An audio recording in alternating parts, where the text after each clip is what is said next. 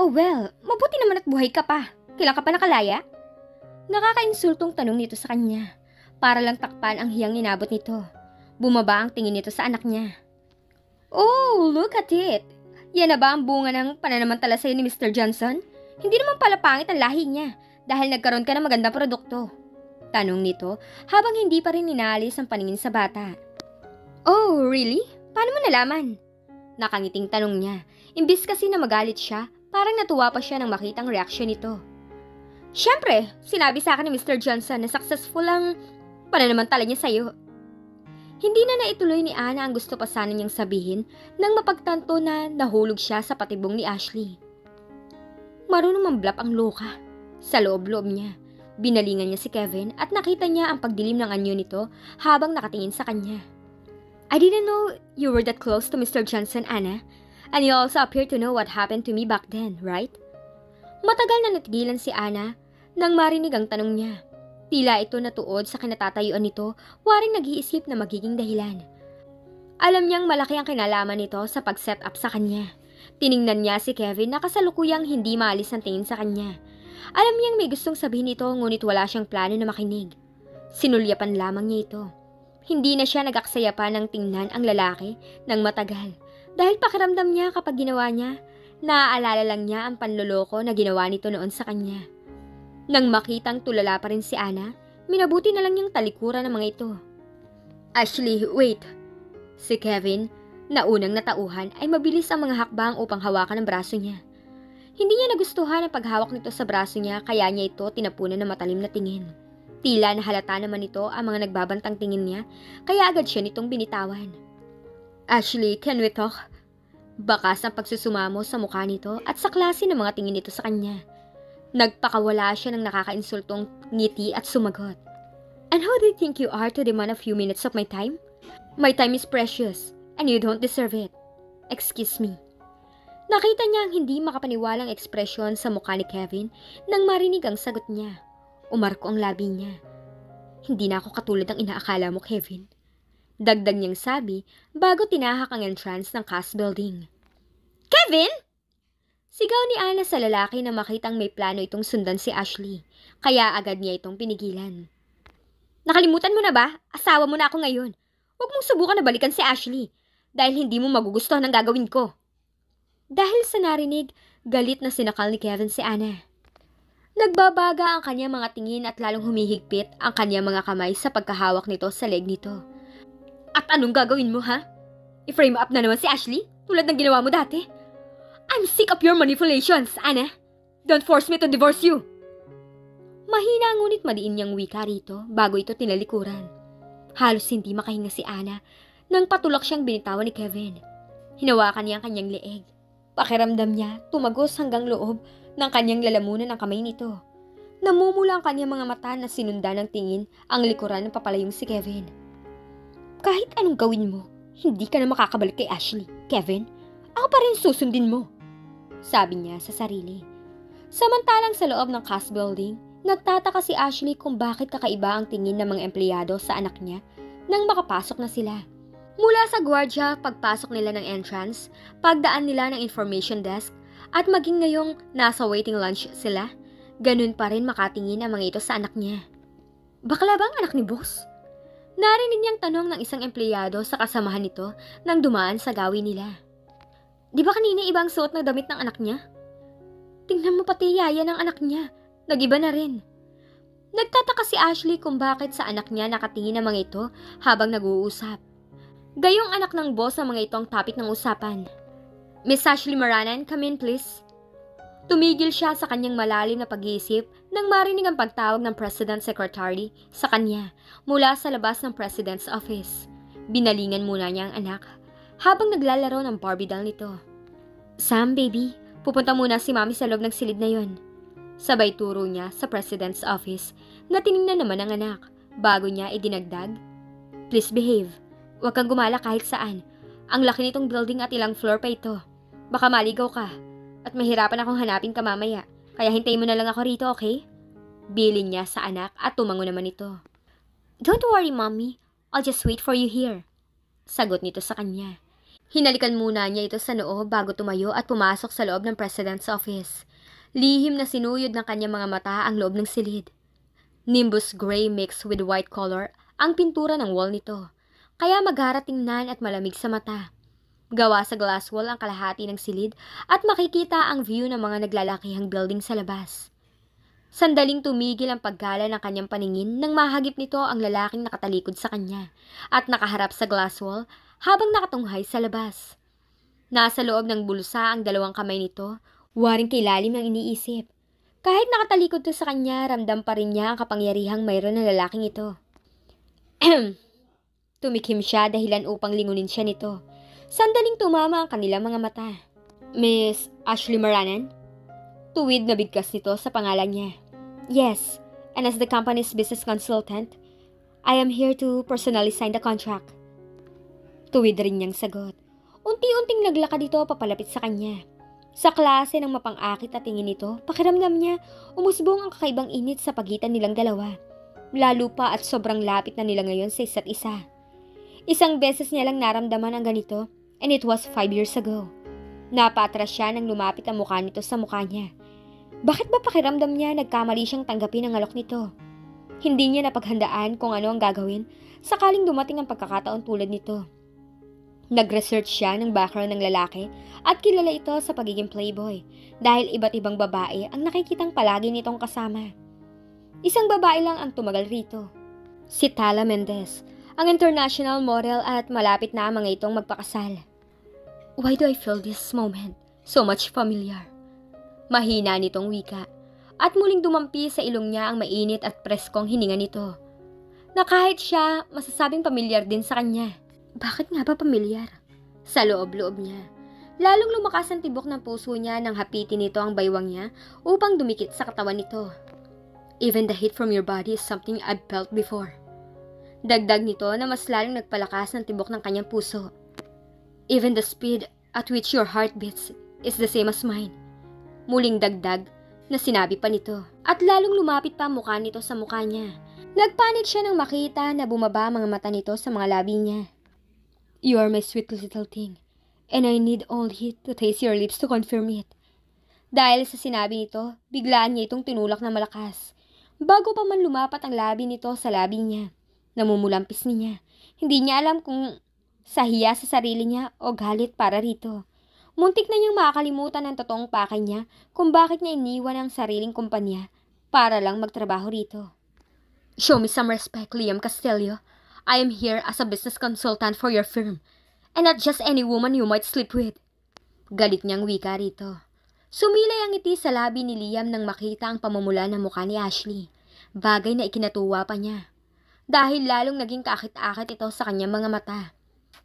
Hindi niya maintindihan sa sarili niya kanina kung bakit may kung anong magneto ang presensya ng babaeng ito sa harapan niya at nawawala siya sa focus. Niluwagan niya ng konti ang necktie niya upang makahinga siya ng maluwag. Pakiramdam niya, biglang uminit ang buong katawan niya. Matagal na siyang hindi tumikim na babae at sa naaalala niya, 5 taon na rin simula nang hindi siya naghahanap ng kasama sa kama. Maliban na lang sa huling babae na hanggang ngayon hinahanap pa rin niya. Samantalang si Sam, kanina pa nakaramdam ng parang naiihi.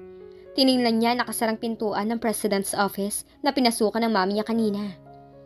Why does mommy take long? Bulong niya sa sarili. Tumayo siya at naghanap kung saan ang comfort room. Matagal siyang nagpaikot-ikot hanggang sa nakita niya ito. Hi, thanks to my feet, I found you. Excited niyang wika sa sarili at patakbong tumungo ng comfort room. Ouch!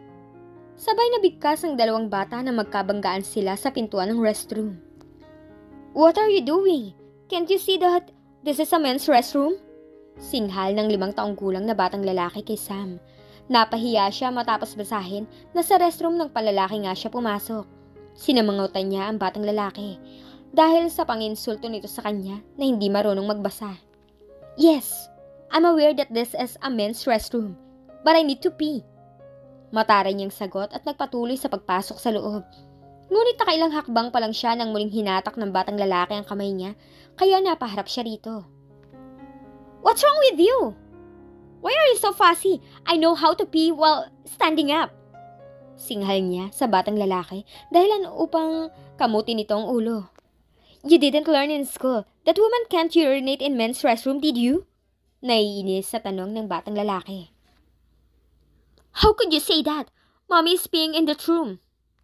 Inside Uncle Sam's office. Sagot niya.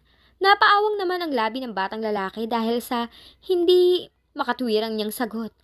Ngunit nagpatuloy pa rin siyang tinungang toilet. Ilang hakbang pa lang ang nagawa niya nang bigla siyang hinatak nito pabalik at muntik pang mauntog ang ulo niya, pareho sa malaking salamin na nakadikit sa wall. Sabay na lumaki ang bilog ng kanilang mga mata nang pareho nilang nakita ang mga sarili sa malaking salamin. Nagkatinginan silang dalawa. Who are you? Magkasabay na tanong nila sa isa't isa. Sandali muna silang nagkatitigan. Tila kinukumpara kung magkamukha nga ba sila at talagang magkamukha dahil pareho sila ng haba na buhok na abot hanggang leeg. Maging sa pangangatawan, sa height at tanging suot lang nila ang nagkaiba. Sabay silang sumigaw habang tumatakbo palabas ng CR. Mami! Mami! Ngunit hindi na niya alam kung saan hahanapin ang room ng pinasukan ng mami niya kanina. Daddy! Daddy! I found my mom! Sigaw rin ng batang lalaki habang tumatakbo pabalik ng president's office. Isang sampal. Napangiwi si Liam nang dumapo ang sampal ni Ashley sa kaliwang pisngi niya. Katatapos lang nilang magpirmahan ng kontrata ngunit ewan ba niya sa sarili? Bakit namamagnet siya sa tuwing bumababa ang paningin niya sa mapupulang labi ni Ashley? Hindi niya napigilan ang sarili kaya naman may isang bagay na ikinagalit ito sa kanya. Mr. Castillo, kung talagang kating-kati ang baba mo, doon ka sa mga babae mo. Huwag akong pagtripan mo! Namumula ang pisngi ni Ashley sa sobrang kahiyan. Tumayo na siya at tinungo ang pintuan ng opisina nito. Daddy! Sigaw ng 5 taong gulang na bata nang bigla itong pumasok sa loob ng opisina. Come on, let's go home! Wika ni Ashley at mabilis na binuhat ito palabas ng silid. Nagsalubong ang 2 kilay ni Liam nang makita na biglang dinampot ni Ashley ang anak niya. Woman! Ayaw nito nang halikan niya ito kanina, ngunit tila may plano itong kunin ang anak niya. Mabilis siyang tumayo mula sa kanyang inuupo ang swivel chair at sinundan ito. Ngunit hindi na niya ito nakita. Akmang tatawagan na niya ang kanyang mga bodyguards nang makita ang humihingal na bata papunta sa opisina niya. Napaawang ang labi niya nang makita ang anak niya na nakasuot na ng cocktail dress. Where have you been, son? Why are you dressed like that? Takang tanong niya at mabilis na kinarga ito papasok sa kanyang opisina. Bago pa ito makita ng mga empleyado niya. Hindi niya alam kung ilang empleyado na niya ang nakakita sa anak niya na nakasuot ng cocktail dress. Samantalang alam ng mga ito na lalaki ang anak niya. Where is my mom? Lalong nagkunot ang noo niya dahil sa tinanong nito at ngayon hinahanap na niya ang mami niya. Sino ang ibig sabihin nito? Si Ashley ba? Nagtagis ang bagang niya. Malamang si Ashley ang may kagagawa nito kung bakit nakasuot ang pambabaeng damit ang anak niya. Malamang sa anak niya gumante ang babaeng yun. Where are your clothes, son? Tanong niya nang pinaupo niya ito sa couch sa loob ng opisina niya. My man, what kind of question is that? Do I have another place to live where my clothes aren't? Sagot nito sa kanya na lalong nagpasakit ng ulo niya. Bakit ba mayroon siyang pakiramdam na biglang naging bakla ang anak niya? Lalong sumakit ang ulo niya dahil sa paunti-unti nitong tanong. Where is my mom? 10:00 ng gabi nang tiningnan ni Liam ang oras sa suot niyang relo. Kasalukuyan siyang nakaupo sa couch sa loob ng kanyang home library. Katatapos niya lang mag-Zoom meeting sa Vice President ng Top World Airlines at ngayon lang pumayag ang mga ito na makipag-collaborate sa CAS Group para sa malaking project na pinopropose niya. Almost 1 year na niyang nililigawan ang kumpanya na ito, ngunit hanggang ngayon hindi pa rin niya alam kung sino ang pumalit na bagong CEO. Nagmumukha na siyang trying hard sa kaka-research kung sino ang president nito. Ngunit wala siyang nakukuha na impormasyon dahil naka-highly confidential ang background information nito at kahit malupit na hacker, hindi kayang access yun. Nagsimula siyang magkaroon ng interes rito dahil sa loob ng 5 taon, nagawa nitong iakyat sa tuktok ng pyramid ang airlines na ngayon ay kilala sa tawag na Top World Airlines. Kaya niya naisipan na i-hire si Ashley dahil nalaman niyang naging business consultant rin nito ng Top World Airlines. Hinawakan niya ang labi niya nang maalala na naman si Ashley. Sumilay ang malapad na ngiti niya sa mga labi nang mabuo sa imahe niya ang naniningkit na mga mata nito kapag nagagalit sa kanya. Nabasa niya ang personal profile ni Ashley at halos magandang records nito. Nagtapos ito ng 2 taon sa Harvard University with flying colors sa masteral business course nito. 3 taon ang agwat ng edad nila dahil 25 na ito ngayon, samantalang siya 28 na. Hindi niya alam kung tama bang desisyon niya na i-hire dito dahil ngayon pa lang parang apektado na siya sa presensya ng babae. Sinara niya ang kanyang laptop at lumabas na ng kanyang library room. Naisip niyang silipin muna ang anak sa loob ng silid nito. Maingat siyang pumasok sa loob. Mahimbing na ang tulog nito. Inayos niya ang kumot ngunit agad siyang natigilan nang makita ang yakap-yakap nitong Barbie doll. Umupo siya sa gilid ng kama at tinitigan ng mabuti ang kanyang anak. Nagpakawala siya ng buntong hininga. Hanggang ngayon hindi pa rin niya alam kung sino ang ina ni Gab. 5 years ago, merong tumawag sa kanya na hindi kilalang numero at sinabing kunin raw niya ang kanyang anak sa tambakan ng basurahan. Una, hindi siya naniniwala dahil kung kilala siya ng mga babaeng nakakama niya, dapat siya na mismo ang lapitan ng mga ito upang ipaako ang bata. Ngunit sa case ni Gab, hindi niya alam kung saan ang puso ng ina nito. Bakit nagawa pa nitong iwan ang anak sa tambakan ng basurahan? Ngunit sa naalala niya, wala siyang ibang babae na hindi ginamitan ng proteksyon, maliban na lang sa babaeng yun na huling naikama niya. At ang nakapagtataka kung bakit kilala siya ng lalaking tumawag. Alam agad nito na siya ang ama ng bata. Nakumpirma niya ito nang pinadNA niya si Gab. Halos madurog ang puso niya kapag naaalala niya noon ang eksena kung saan nakita niya si Gab na halos wala ng buhay. Kaya hanggang langit ang galit niya sa ina nito dahil nagawa nitong itapon sa basurahan ang kanyang anak. Dapat binigay na lang kaagad sa kanya, hindi yung itapon pa muna ang anak niya sa basurahan bago siya tawagan. Kung sino man ang ina ng anak niya, wala na siyang plano na makilala ito at baka tapusin niya pa ang buhay nito. Pinaplos niya pisngi ng anak. Hinalikan muna niya ito sa noo bago lumabas ang silid nito. Samantalang si Ashley kanina pa tinititigan ng anak niya. Katabi niya ito ngayon sa pagtulog. Mahigpit ang pagkakayakap nito sa kanya na halos ngayon lang sila nagkita.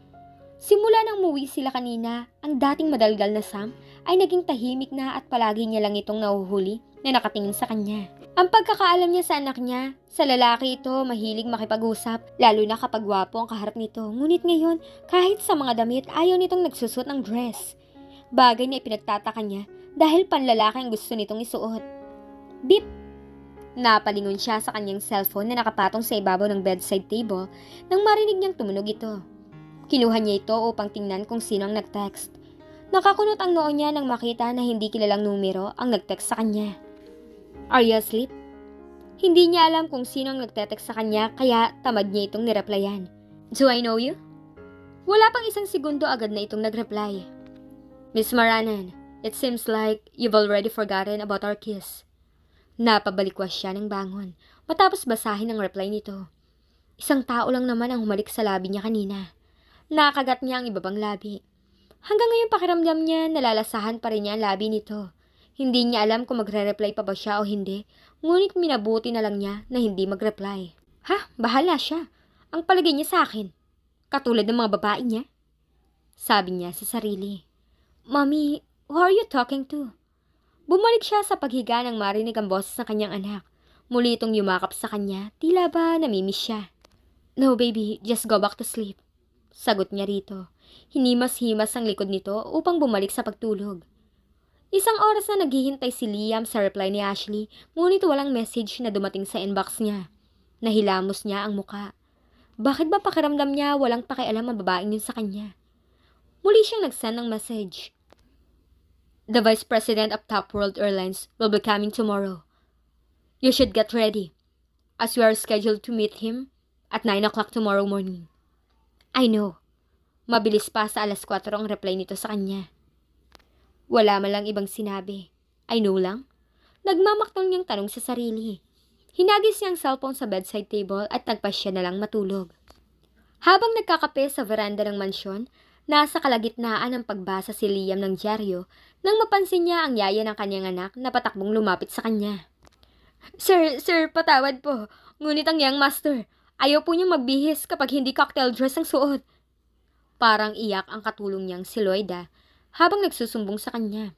Nagdikit ang dalawang kilay ni Liam dahil sa narinig. Agad niyang pinatong ang newspaper sa maliit na table sa harapan niya.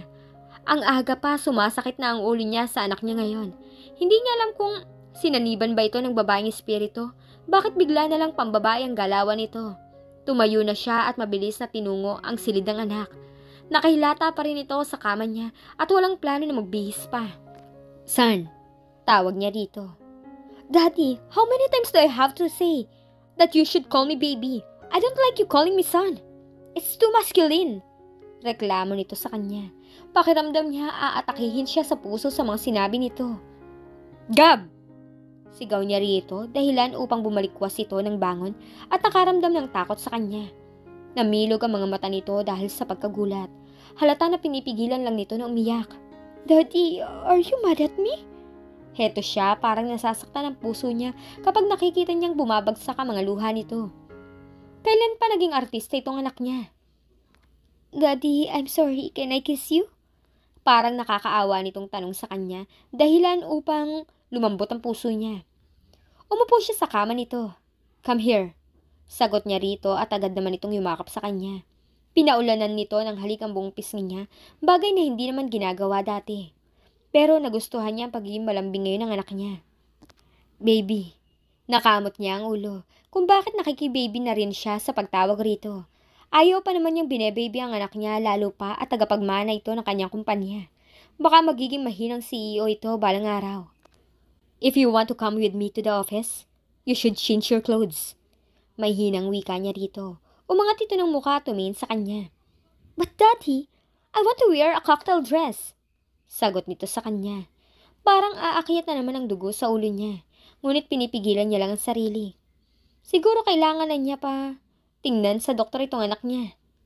Son, you're a boy. A cocktail dress is not a good choice. Why? Are you a girl? Tanong niya rito. Why no? Tanging sagot ni Sam. Ayaw niyang aminin na babae siya. Gusto muna niyang makausap ang batang yun na kamukha niya. If you want to accompany me, don't insist on wearing what you want. Instead, wear the clothes that are already there in your closet. Mahinang wika niya sa anak at sumang-ayon naman ito. Good boy, okay. I'll be waiting for you in the lunch. I need you to make it on time since I have meeting to attend. Lumabas na siya ng silid at hinayaan ang anak na makapagbihis. 20 minutes later, lumabas na ito ng silid. Daddy, I'm ready! Excited nitong sigaw sa kanya habang pababa ng hagdan. Nakangiti siyang umangat ng muka upang tingnan ito. Parang gusto niyang himatayin nang makita ang ayos ng anak niya. Nakasuot nga ito ng pantalon, ngunit ang damit naman ito. Hanggang puso ng iksi, tila ginawa ng crop top. Humugot siya ng maraming hangin at dahan-dahan itong binuga upang kumalma. Hindi na niya alam kung ano ang gagawin sa anak. Tiningnan niya ang oras. 1 hour na lang, magsisimula na ang meeting niya with the Vice President of Top World Airlines. Labag man sa kalooban niyang suot ng anak, wala na siyang magagawa, kundi ang payagan ito kaysa sa malit pa siya. After 30 minutes, nasa harapan na sila ng cafe, kung saan dito ang meeting place nila ni Ashley at ang Vice President ng Top World Airlines. Kailan kaya magkikita ang dalawang anak ni Ashley at Liam? Paano nila ipapaliwanag yun sa isa't isa?